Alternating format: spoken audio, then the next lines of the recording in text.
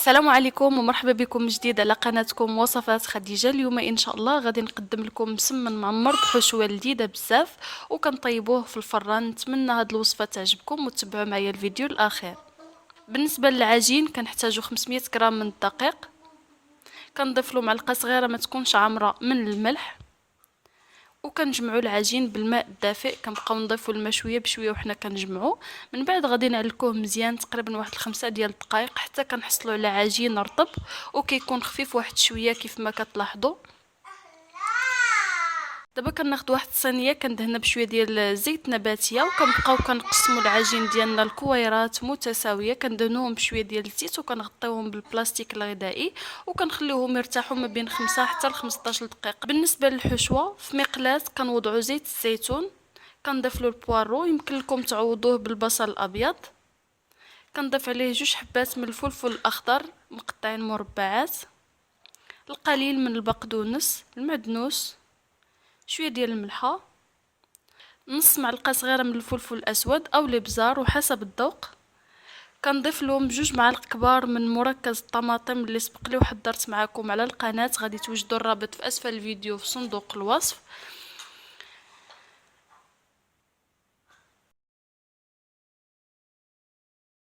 من بعد كنضيف القليل من الماء وكنخلطو مزيان وكنتركوا الحشوه تشحر واحد شويه، ما كنخليوش الحشوه حتى طيب بزاف لان مازال غادي تزيد تدخل وتكمل الطياب في الفرن.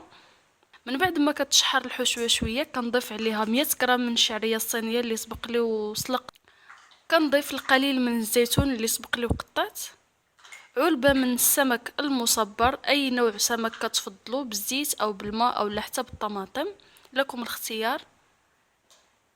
من بعد غادي نطفيو على النار وغادي نحركوا جميع هاد المكونات مزيان حتى كينسجموا مع بعضهم، وكنخليو الحشوه تبرد واحد شويه وندوزو باش نطلقوا العجين بالاستعانه بالقليل من الزيت النباتيه. كنبداو نسرحوا الكويرات ديالنا حتى كيوليو لينا شفافين.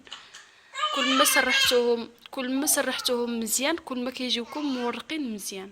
من بعد ما كنسرحوا الكويرات ديالنا مزيان كندهنهم بشويه ديال الزيت باش يجيونا مورقين من الداخل. من بعد كنحط شويه ديال الحشوه كيف ما كتشوفوا هنايا في الوسط، ما تحطوش الحشوه بزاف باش ما تقطع لكمش العجينه، غير تكونوا نكونوا كنقرصوها باش ندخلوها للفران.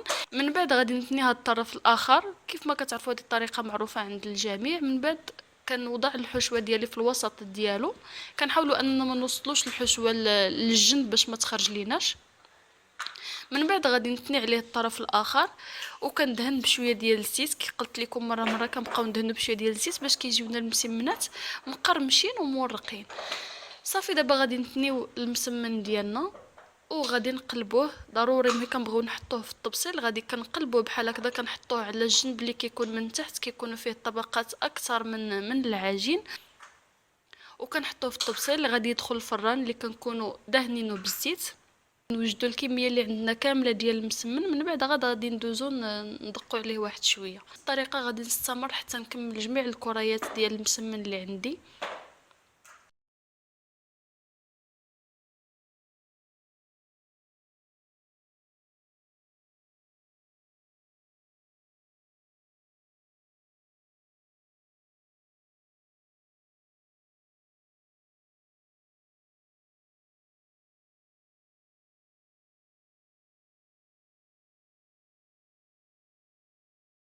غادي ندوزو دابا ندقوا عليهم غير شويه، ما تدقوش بزاف وما ترققوهمش بزاف، وكنمشي كنوزع فوق منهم شويه ديال الزعتر. لكم الاختيار، يمكن لكم تنسموهم باش ما بغيتو او تزينوهم باش ما بغيتو.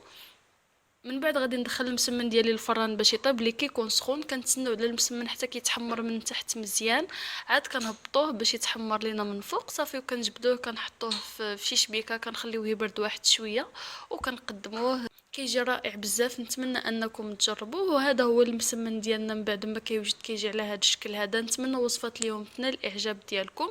انا غادي نفتحو لكم باش تشوفوه كيفاش كيجي. اذا كيجي على هذا الشكل هذا. نتمنى وصفه اليوم تنال الاعجاب ديالكم وتجربوه لانه فعلا يستحق تجربه، كيجي لذيذ بزاف. كالعاده الا عجبكم الفيديو ما تنساوش ديروا جيم، اشتركوا في القناه باش توصلوا بجديد الوصفات، والى الملتقى ان شاء الله في وصفات قادمه. والسلام عليكم ورحمه الله تعالى وبركاته.